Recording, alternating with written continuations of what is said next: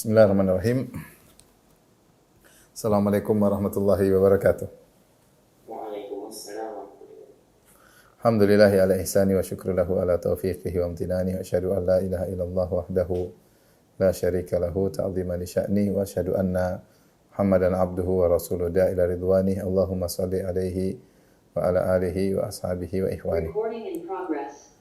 Para dokter, para hadirin hadirat yang dirahmati oleh Allah Subhanahu wa taala, kita melanjutkan pelajaran kita dari Kitabul Adab ya. Kitabul Adab dari Sahih Al-Bukhari. Kita masuk pada bab 16. Bab man wasala rahimahu fi syirki tsumma aslama. Bab tentang orang yang ketika masih musyrik dia menyambung silaturahmi. Kemudian dia masuk Islam. Jadi dia ketika musyrik sering menyambung silaturahmi, kemudian dia masuk Islam. Nah, bagaimana dengan kebaikan yang dia lakukan ketika dia masih musyrik tersebut ya. Ini akan dijawab dalam hadis yang dibawakan oleh Imam Al-Bukhari rahimahullahu taala. Beliau berkata rahimahullah, qala haddatsana Abu Yaman qala akhbarana Syu'aib an Az-Zuhri qala akhbarani Urwah ibn Zubair anna Hakim ibn Hizam akhbarahu, dari Urwah bin Zubair dari Hakim bin Hizam radhiyallahu anhu. Hakim bin Hizam ini adalah ponakan Khadijah radhiyallahu taala anha, yang disebutkan dalam sirah dialah yang memberikan hadiah kepada Khadijah budak Zaid ibn al-Harithah. Zaid ibn al-Harithah radhiyallahu anhu, kemudian Khadijah memberi hadiah Zaid bin al-Harithah kepada Nabi sallallahu alaihi wasallam. Kemudian Nabi pun menjadikan Zaid bin al-Harithah sebagai anak angkat, sehingga dulu Zaid disebut dengan Zaid bin Muhammad. Kemudian datang perintah Allah melarang untuk tabanni, yaitu menisbahkan anak angkat kepada ayah angkatnya. Ud'uuhum li abaihim huwa aqsatu indallah. Allah turunkan firman-Nya, serulah nama-nama mereka sesuai dengan nama bapaknya. Dahulu sampai dikenal Zaid bin Muhammad. Kemudian setelah turun ayat tersebut berubah menjadi Zaid bin al-Harithah, dinisbahkan kepada bapak kandungnya. Inilah jasa Hakim bin Hizam. Dan demikian juga ketika Rasulullah SAW dan Khadijah masuk dalam pemboikotan ya, ketika tinggal di Sya'ib Abi Talib, ketika diboikot oleh orang-orang Quraisy, maka Hakim bin Hizam membantu mengirimkan makanan buat bibinya Khadijah radhiyallahu taala anha. Hakim bin Hizam dia masuk Islam belakangan, dan dia ketika musyrik terkenal sebagai orang yang dermawan ya. Maka dia mengabarkan kepada Urwah bin Zubair annahu qala, bahwasanya dia pernah berkata kepada Nabi, "Ya Rasulullah, wahai Rasulullah, ara'aita umuran kuntu atahannatsu biha fil jahiliyah." Ya Rasulullah, bagaimana menurutmu tentang perkara-perkara, yaitu kebajikan yang dulu aku atahannatsu biha, yaitu aku berbuat kebajikan dengan perbuatan-perbuatan tersebut fil jahiliyah, ketika masih di zaman jahiliyah, itu ketika masih musyrik. Di antaranya min silatin, di antaranya saya suka menyambung silaturahmi, wa ataqatin, dan saya suka memerdekakan budak, wa sadaqatin, dan saya suka bersedekah. Hal li fiha min ajrin, apakah saya masih dapat pahalanya? Ini suatu pertanyaan yang sangat wajar, karena kebaikan-kebaikan tersebut beliau lakukan ketika masih musyrik, ketika masih jahiliyah. Nah, sekarang ketika beliau masuk Islam, apakah semua yang pernah beliau lakukan di zaman jahiliyah sia-sia, sirna begitu saja karena dilakukan di atas kesyirikan, ataukah ada pahalanya? Qala Hakim berkata, Hakim bin Hizam radhiyallahu anhu, qala Rasulullah sallallahu alaihi wasallam, Rasulullah sallallahu menjawabku dengan berkata, aslamta ala ma salafa min khair. Kau masuk Islam wahai Hakim dengan membawa seluruh kebaikan yang kau lakukan sebelumnya ya. Wa yuqalu aidan an Abil Yaman atahannath ya, dalam dikatakan juga kata Imam Bukhari dalam riwayat yang lain atahannatu. Wa qala Ma'mar wa Salih ibn al-Musafir atahannathu, pakai tha atahannathu. Wa qala Ibnu Ishaq atahannuthu, atahannuts artinya tabarruru, yaitu berbuat kebajikan. Wa taba'ahum Hisham an abihi. Pernah dibahas sebelumnya tahannuts dari hins artinya dosa, tahannuts artinya berusaha meninggalkan dosa, sehingga dimaknakan tahannuts artinya usaha meninggalkan dosa atau tabarrur, yaitu melakukan kebajikan-kebajikan. Maka dalam hadis ini di antara kemuliaan Islam, orang-orang yang di zaman jahiliyah ketika masih musyrik melakukan kebajikan-kebajikan Maka jika dia masuk Islam dia dapat bonus. Kebajikan yang dilakukan dalam kondisi musyrik semuanya akan bernilai pahala, ya. Allah mengatakan wa ma mana'ahum an tuqbala minhum sadaqatuhum illa annahum kafaru billahi wa bi rasulih. Tidaklah tercegah dari mereka nafkah-nafkah yang mereka keluarkan, sedekah-sedekah, tidaklah tercegah dari diterima oleh Allah kecuali karena ada kesyirikan yang menghalangi. Mereka kafir kepada Allah dan Rasulnya. Kalau penghalang ini dicabut, maka otomatis diterima oleh Allah Subhanahu wa taala. Wa ma mana'ahum an tuqbala minhum nafaqatuhum illa annahum kafaru billah. Tidaklah terhalangi nafkah mereka, sedekah mereka sampai kepada Allah kecuali karena mereka kafir kepada Allah. Kita tahu bahwasanya semua amal kebajikan yang dibangun di atas kesyirikan tidak ada nilainya, ya. Kata Allah, la in asyrakta la yahbatanna amaluk. Jika kau berbuat syirik, maka akan gugur seluruh amalanmu. Ya, dan semua amalan dibangun di atas kesyirikan maka akan gugur, tidak bernilai. Akan tapi jika ternyata orang tersebut masuk Islam, maka seluruh amal kebajikannya akan diterima oleh Allah dan seluruh dosa-dosanya dihapuskan. Itulah keistimewaan Islam. Jadi Islam bukan cuma menjadikan nol, orang masuk Islam jadi nol semuanya, enggak. Yang nol dosa-dosanya. Nol dosa-dosanya. Adapun pahala yang pernah dia lakukan, kebaikan-kebaikan akan dibawa serta. Makanya Rasulullah mengatakan aslamta ala ma salafa min khair. Engkau masuk Islam wahai hakim dengan menggiring kebaikan-kebaikan yang pernah engkau lakukan. Makanya ketika Rasulullah SAW mengirim surat kepada Heraklius yang dia beragama Nasrani, kata Rasulullah SAW, Raja Romawi ketika itu, penguasa Romawi, Azimir Rum, kata Nabi SAW, aslim taslam, masuk Islamlah, maka kau akan selamat. Yu'tikallahum ajraka marratain. Allah akan berikan engkau pahala 2 kali lipat, 2 kali. Itu pahala dengan kau beriman kepada Nabi Isa dan kebaikan-kebaikanmu selama kau Nasrani, ya. Dan sekarang kalau kau beriman kepada Nabi Muhammad, kau dapat lagi pahala yang lain, dapat bonus. Sehingga siapapun musyrik, apakah dia penyembah berhala, apakah dia ahli kitab, selama ketika dia musyrik, dia melakukan kebajikan-kebajikan, maka akan ketika dia masuk Islam, maka akan bernilai pahala di sisi Allah Subhanahu wa taala. Maka dari sini benar kata Nabi sallallahu alaihi wasallam ketika mendakwahi pamannya Abu Talib. Pamannya Abu Talib yang terkenal sangat membela Nabi, pasang dada, pasang badan untuk membela Rasulullah SAW, siap mati untuk membela ponakannya Rasulullah SAW. Dialah yang merawat ponakannya Rasulullah SAW. Dia yang rela mati membela Rasulullah SAW dan tidak ada yang berani mengganggu Nabi selama Abu Talib masih hidup. Ya, dan ketika Rasulullah ingin dibunuh, diboikot, maka semua Bani Hashim kompak. Muslim dan kafir semuanya kompak membela Nabi karena solidaritas sama-sama dari Bani Hashim. Dan mereka diboikot di mana? Di Syaib Abi Talib, yaitu Abu Talib punya semacam kawasan di lereng gunung, di situ semua dikumpulkan Bani Hashim. Muslim dan kafir semuanya membela Rasulullah sallallahu alaihi wasallam. Jadi jasa Abu Talib luar biasa. Makanya ketika Abu Talib akan meninggal dunia, Rasulullah SAW berkata, ya ammi, qul la ilaha illallah kalimatan uhaju laka biha indallah. Wahai pamanku, ucapkan la ilaha illallah, satu kalimat yang aku akan bela engkau di hadapan Allah. Seandainya Abu Talib mengucapkan la ilaha illallah, maka seluruh kebaikan yang dia lakukan untuk membela Nabi, semuanya akan dia bawa dalam alam barzakh. Semua dia akan bawa. Tetapi ternyata di samping Abu Talib adalah Abu Jahal. Abu Jahal provokator berkata, ya, atarghabu an millati Abdul Muttalib, apakah kau benci dengan agama bapakmu wahai Abu Talib? Sampai fa'aba an yaqula la ilaha illallah. Akhirnya Abu Talib meninggal dalam kondisi tidak mau mengucapkan la ilaha illallah. Sampai ada yang berkata seandainya Abu Talib masuk Islam ketika itu, maka mungkin dia setara atau bahkan lebih hebat dari Abu Bakar As-Siddiq, daripada Umar bin Khattab radhiyallahu anhu, karena jasanya yang luar biasa. Jasanya luar biasa, ya. Siapa yang bisa menghadang seluruh Quraisy untuk menyakiti Nabi? Abu Talib sendiri. Abu Talib sendiri. Dia bisa menghadang semuanya karena dia masih musyrik, orang masih hormat sama dia, ya. Seandainya dia masuk Islam, maka seluruh kebaikan yang dia selama ini dia lakukan, merawat Nabi ketika kecil, mengajak Nabi pergi berdagang, subhanallah, menenangkan hati Nabi, membela Nabi, pasang badan, semuanya akan bernilai pahala di sisi Allah Subhanahu wa taala. Namun dia meninggal dalam kondisi musyrik.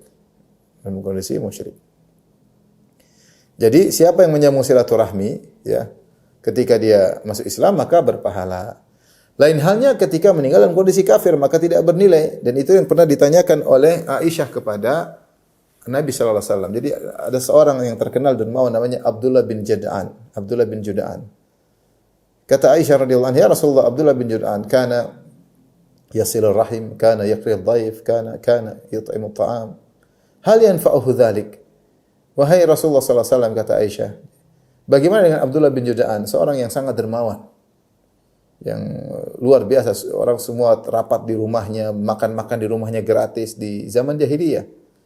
Dia dahulu suka menyambung silaturahmi, suka menjamu tamu, suka memberi makan. Hal yang fa'ahu dzalik, apakah bermanfaat kebaikan-kebaikannya ketika di zaman jahiliyah? Kata Rasulullah SAW, tidak. Lam yakul yauman qad rabbi ghfirli khati'ati yaumaddin.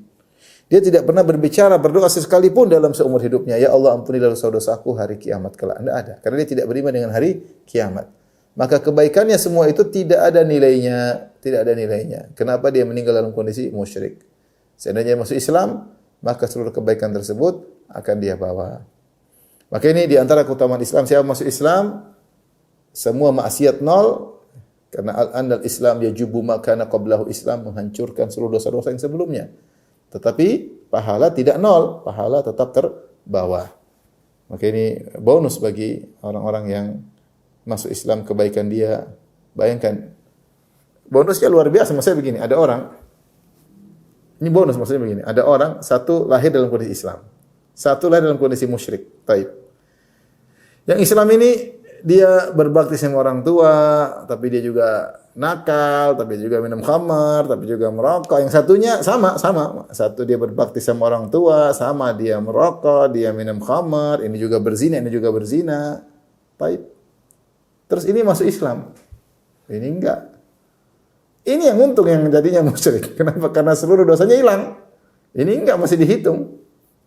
Ini masih dihitung. Jadi maksudnya, kita katakan bonus bagi orang yang mu'allaf. Kenapa bonusnya? Seluruh maksiat yang dilakukan selama dia kafir, semua terhapus. Ya. Coba yang tidak masuk dari Islam sejak awal. Tidak terhapus. Kecuali dia mungkin haji, kecuali dia bertobat. Ya. Seandainya kita katakan dosa dia sama, dosa dan kebajikannya sama, ini masuk Islam, makin dosanya semua hilang, pahalanya tetap. Ini dosanya tetap dihitung, tetap ditimbang sebagaimana pernah ditimbang. Maka ini motivasi besar bagi orang-orang yang kafir atau musyrik untuk bertobat kepada Allah dan memeluk agama yang mulia, itu agama Islam, satu-satunya agama tauhid di alam semesta ini. Baik. Kita lanjut bab berikutnya. Babu man taraka sabiyyata ghairihi hatta tal'aba bihi aw qabbalaha aw mazahaha. Bab tentang seorang yang meninggal, yang membiarkan anak perempuan orang lain untuk main-main dengan dia, atau dia cium anak perempuan tersebut, atau dia candai anak perempuan tersebut. Jadi anak masih kecil, bolehkah ada anaknya orang perempuan kita candain, kita cium dia, ya? Masih kecil tentu tidak menimbulkan syahwat, maka jawabannya boleh. Jawabannya boleh. Sebenarnya dalam hadis ini Al-Imam Al-Bukhari berkata, qala haddatsana Hibban. Qala akhbarana Abdullah an Khalid bin Sa'id an abihi an ummi Khalid binti Khalid bin Sa'id. Qala dari Ummu Khalid binti Khalid bin Sa'id. Ummu Khalid itu sahabiyat. Qala ataitu Rasulullah sallallahu alaihi wasallam ma'a abi. Aku mendatangi Nabi sallallahu alaihi wasallam bersama ayahku, yaitu ayahnya Khalid bin Sa'id.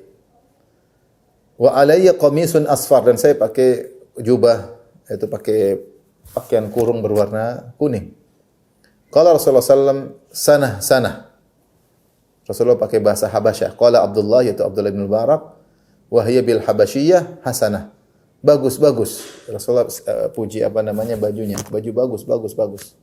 Tapi pakai bahasa Habasyah Ethiopia, sana. Qalat fa dhahabtu al-abu bi khatamin nubuwah.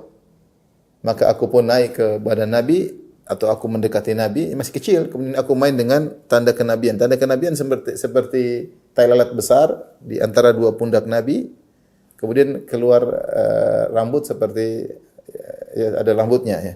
Itu tanda kenabian. Setiap nabi ada tanda kenabiannya. Maka aku sampai ke situ dan aku main-main tanda kenabian tersebut. Ya. Fazabarani abi, maka ayahku membentakku atau menegurku. Kalau Rasulullah SAW mengatakan, dah biarin dia.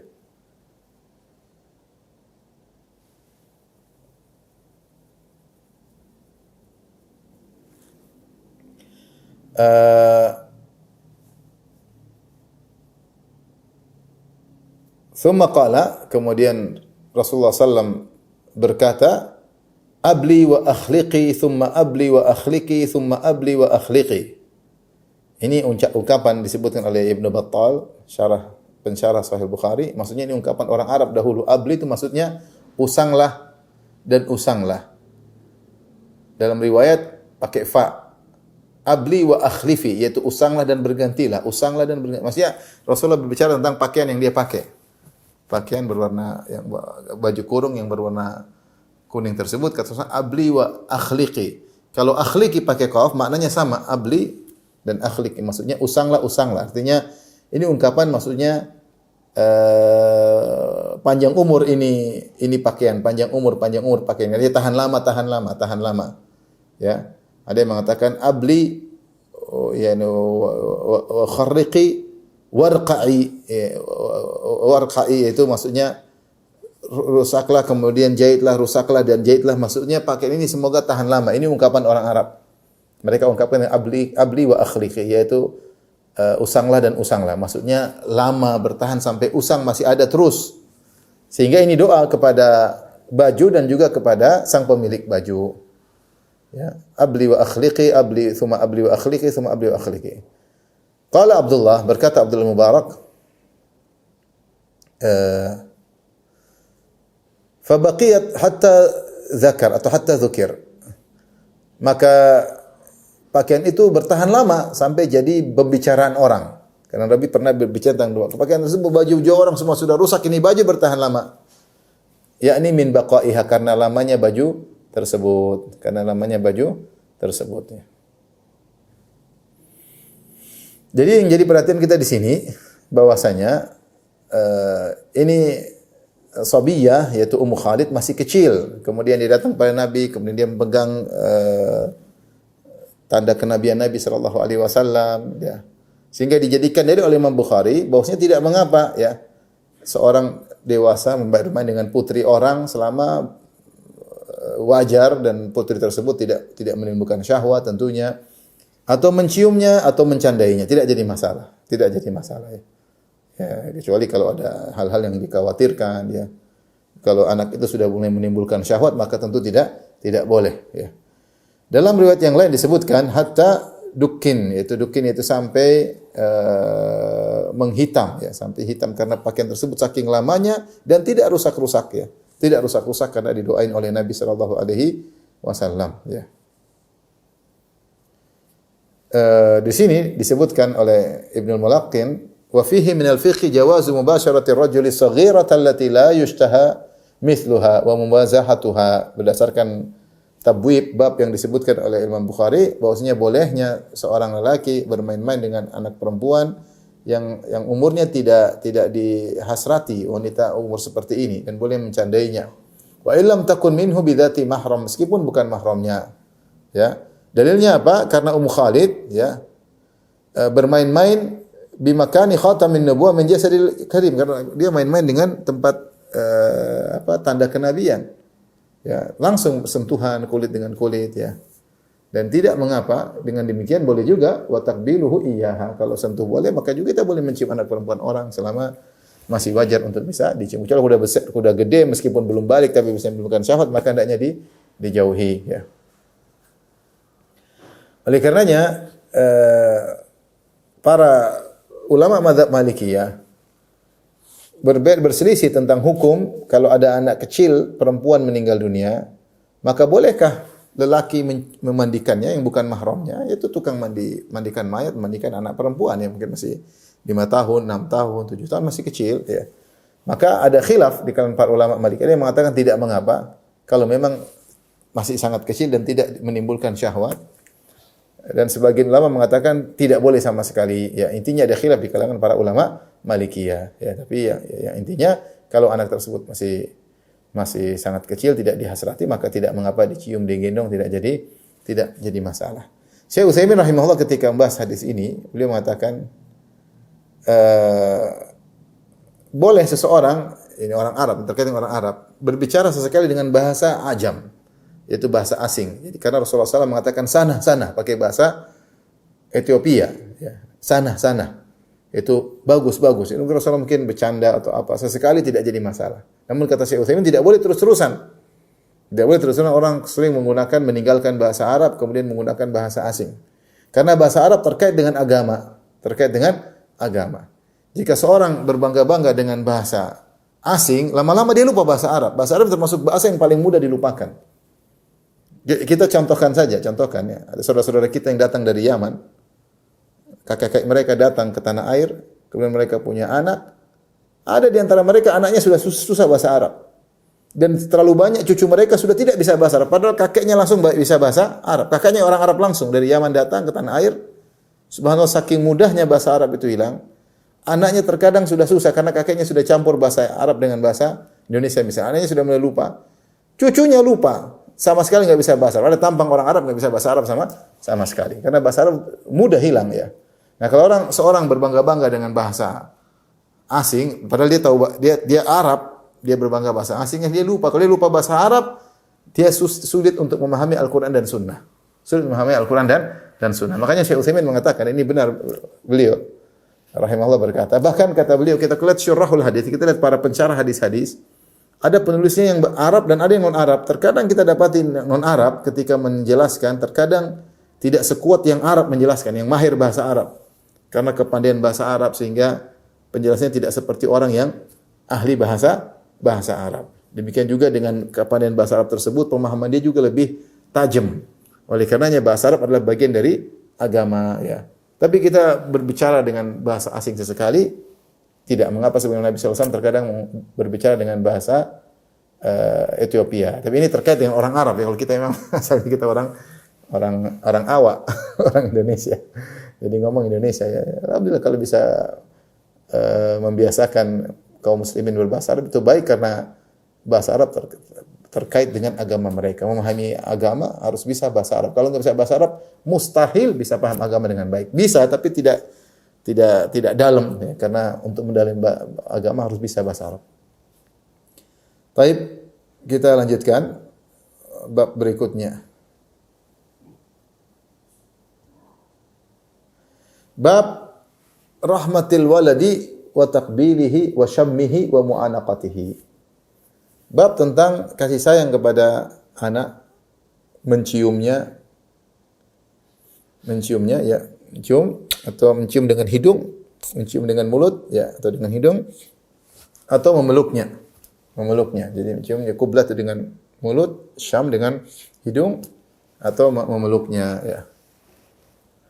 Berkata Thabit Al-Bunani, an Anas bin Malik radhiyallahu anhu, dari Anas, akhadha an-nabiy sallallahu alaihi wasallam Ibrahim. Rasulullah SAW mengambil Ibrahim, faqabbalahu wa syammahu. Ibrahim maksudnya anaknya yang masih kecil, dari Maria Al-Qibtiyah. Jadi Rasulullah SAW punya anak 7. 6 dari Khadijah, 1 dari Maria Al-Qibtiyah. Khadijah istri Nabi yang pertama punya anak 6, yaitu Abdullah, Al-Qasim, kemudian Abdullah, kemudian Zainab, Ruqayyah, Ummu Kulthum, Fatimah. Urutannya demikian. Al-Qasim, Abdullah, Zainab, Ruqayyah, Ummu Kulthum, Fatimah. Kemudian Rasulullah punya anak dari Maria Al-Qibtiyah. Maria Al-Qibtiyah adalah seorang budak wanita yang dihadiahkan oleh Al-Muqawqis, seorang raja di Mesir. Ketika Rasulullah dakwahi dia tidak masuk Islam, tapi dia beri hadiah kepada Nabi berupa budak wanita Maria Al-Qibtiyah. Dan Rasulullah SAW mencintai budak itu. Rasulullah menggaulinya. Tapi Rasulullah SAW tidak menikahinya, tidak menjadi ummahatul mukminin. Rasulullah menggaulinya dan punya anak namanya Ibrahim. Dan Maria Al-Qibtiyah suku Qibti, dari suku Mesir, suku Egypt, ya. Taib.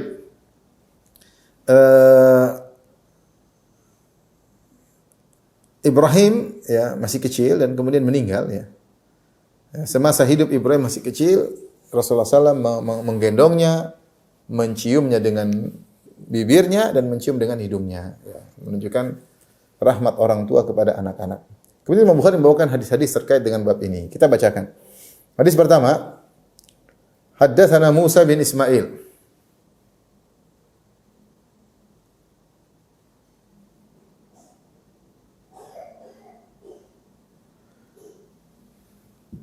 Haddatsana Musa bin Ismail qala haddatsana Mahdi qala haddatsana Ibnu Abi Yaqub an Ibni Abi Nu'm qala kuntu syahidan li Ibni Umar wa sa'alahu rajulun an damil ba'ud. Aku sedang melihat Ibnu Umar, kemudian ada seorang bertanya kepada Ibnu Umar tentang darah nyamuk, dalam riwayat damuz dzubab, darah lalat ya. Orang ini dia sedang muhrim, sedang berihram. Kita tahu di antara larangan ihram tidak boleh berburu, tidak boleh berburu. Orang ini ternyata dia merasa risih karena dia membunuh nyamuk atau dia bunuh lalat. Kita tahu tidak boleh berburu ya, tapi dia malah bunuh nyamuk atau bunuh lalat. Maka ditanya bagaimana hukumnya, saya sedang ihram, saya bunuh nyamuk. Pertanyaan wajar, mungkin dia tidak punya ilmu. Maka dia bertanya, ya Ibnu Umar, bagaimana tentang hukum orang yang sedang ihram kemudian membunuh lalat atau bunuh nyamuk? Ibnu Umar berkata, mimman anta, ya, siapa engkau? Faqala min ahli Iraq. Kata dia, saya dari penduduk Irak. Maka Ibnu Umar kemudian nyinyir, berkata, unzuru ila hadza, lihat orang ini. Yas'aluni an damil ba'ud, dia bertanya kepadaku tentang hukum membunuh nyamuk.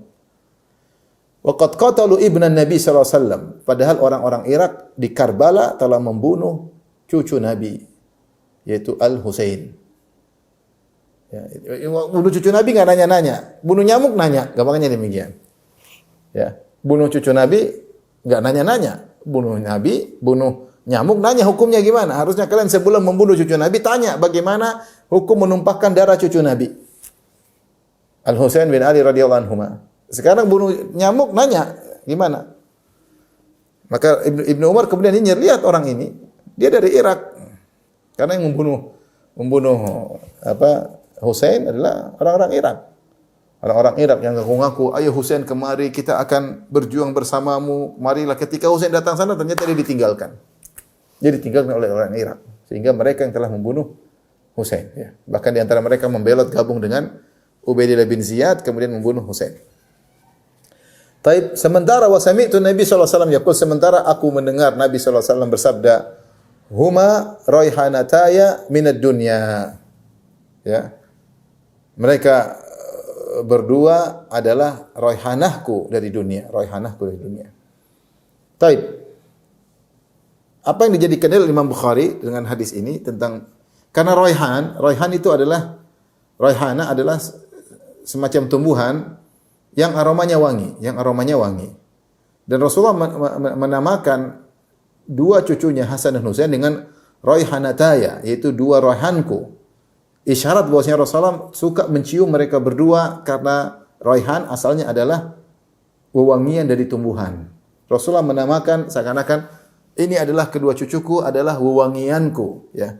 Sehingga Rasulullah tentunya ketika Rasulullah mengatakan mereka berdua wangi, artinya Rasulullah SAW sering mencium mereka. Ini dalil bahwasanya Rasulullah SAW mencium anak-anak, dia adalah mencium cucu-cucunya Al-Hasan dan Al-Husain. Kemudian juga bisa diambil dari hadis ini bahwasanya Ibnu Umar ingin memberikan pelajaran bahwasanya seorang dalam agama lihat skala prioritas, ada yang lebih utama untuk dia tanyakan daripada permasalahan yang mungkin lebih sepele. Ya, semua permasalahan kita berusaha belajar, tapi ada permasalahan yang lebih utama untuk lebih urgent untuk ditanyakan. Seperti tadi, kalau kalian menumpahkan darah Husain, harusnya kalian bertanya dulu, ini lebih urgent. Apalagi cuma sekedar darah nyamuk ya. Dan tentunya orang ihram boleh membunuh nyamuk kalau mengganggu, lalat boleh dibunuh ya. Yang dilarang adalah berburu hewan untuk dimakan dilarang. Tapi kalau hewan mengganggu boleh dibunuh, tidak ada masalah. Cuma aneh kenapa kalian membunuh Husain, kalian tidak bertanya-tanya, ketika darah nyamuk kalian bertanya. Menunjukkan seorang harusnya memiliki skala prioritas ya, skala prioritas. Misalnya ada seorang dia konsumsi riba, pemakan riba. Kalau dia merokok, dia tanya apa hukum rokok? Ya salah. Kamu riba yang kau lakukan, tanya dulu riba apa hukumnya ya. Jangan-jangan kau tidak tahu hukumnya ya. Itu lebih utama untuk kau tanyakan daripada sekedar apa? Sekedar rokok. Ya. Artinya seorang harus skala prioritas. Ya, sehingga dia bisa berhati dalam agama ini karena ada yang urgent, ada yang penting dan ada yang kurang penting. Ini juga menunjukkan bagaimana cintanya Nabi kepada Ahlul Bait, yaitu kepada cucu-cucunya. Dan kita di antara akidah Ahlussunnah wal Jamaah adalah mencintai dan menghormati Ahlul Bait ya. Namun terhadap Ahlul Bait maka ada 3 sikap. Sikap pertama berlebih-lebihan terhadap Ahlul Bait, sikap kedua merendahkan Ahlul Bait, dan sikap ketiga tengah, yaitu sikapnya Ahlussunnah wal Jamaah. Sebagian orang berlebihan kepada Ahlul Bait sehingga diangkat berlebih-lebihan ya sampai kedudukan seakan kedudukan Tuhan ya, seperti orang-orang Syiah dalam buku-buku mereka seperti kitab Al-Kafilul Kulaini ya, ini kitab hadisnya orang Syiah seperti Sahih Bukhari-nya kita. Itu disebutkan bab tentang imam-imam, imam tahu ilmu gaib, imam tahu kapan dia mati, imam menentukan kapan dia mati, imam macam-macam, seakan-akan imam tersebut adalah Tuhan ya. Seakan-akan Tuhan, yang Nabi saja tidak sampai pada derajat tersebut. Ya, ini berlebih-lebihan terhadap Ahlul Bait ya, imam-imam mereka ya. Dan demikian juga zaman sekarang muncul fenomena ya pengagungan berlebih-lebihan orang-orang yang dianggap sebagai Ahlul Bait ya. Tentunya tidak kita benarkan, seperti mengatakan ada zuriyah Nabi yang bisa memadamkan api neraka lah. Zuriyah Nabi ada yang Isra dalam sehari 70 kali. Isra Mi'raj 70 kali, Rasulullah SAW aja seumur hidup cuma sekali ya. Dia semalam bisa 70 kali, macam-macam ya. Ada yang sehari semalam bisa khatam baca surat ini sekian ribu kali ya. Sekian puluh ribu kali, ini berlebih-lebihan. Ya, macam-macam ya. Ada yang bisa melarang di antara zuriyah Rasul, ada yang melarang malaikat Munkar dan Nakir untuk bertanya-tanya kepada penghuni kubur, dilarang menyiksa penghuni kubur, sampai malaikat pun diatur oleh wali ini berlebih-lebihan ya, berlebih-lebihan. Maka tidak boleh kita cinta kepada zuriyah Rasul, cinta kepada Ahlul Bait ya, dan Ahlul Bait tentunya bukan zuriyah Rasul aja, ada Ahlul Bait yang lain dari Al-Abbas, dari Bani Hashim juga Ahlul Bait yang kita dipesankan oleh Nabi untuk memperhatikan mereka. Maka kita cinta kepada mereka namun tidak boleh berlebih-lebihan ya. Sebaliknya, model kedua yang membenci Ahlul Bait. Jadi golongan namanya Nawasib. Membenci Ahlul Bait, merendahkan Ahlul Bait ya. Tidak boleh, karena Ahlul Bait disuruh oleh Nabi untuk menghormati mereka ya. Mereka punya kesalahan maka dibantah ya, diperbaiki ya. Tidak boleh membenci Ahlul Bait, enggak boleh ya. Ya bagaimanapun Rasulullah SAW ya, yang merupakan Ahlul Bait memiliki jasa besar terhadap umat Islam seluruhnya, bahkan seluruh umat manusia ya. Kalau ada kekurangan maka diperbaiki dengan cara yang baik ya.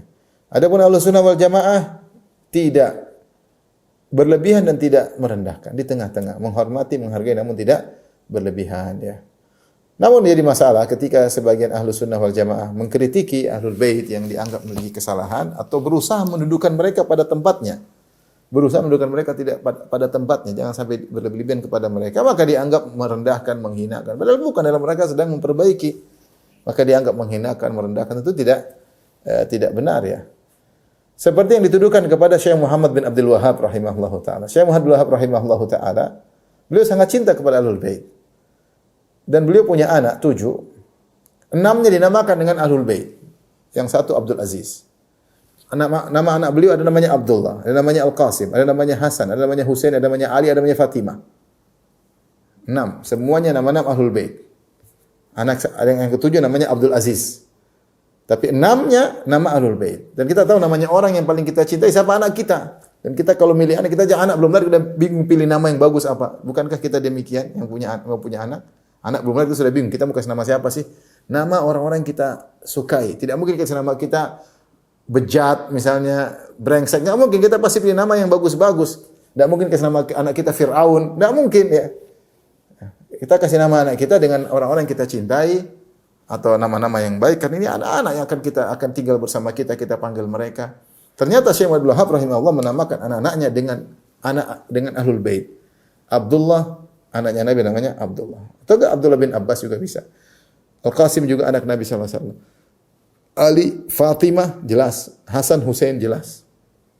Satu aja Abdul Aziz. Itu pun mereka masih menuduh Syekh Abdul Wahhab rahimahullah benci kepada Ahlul Bait. Padahal tidak, beliau menghormati Ahlul Bait, tapi beliau mengkritiki kalau memang ada yang perlu dikritiki beliau kepada Ahlul Bait.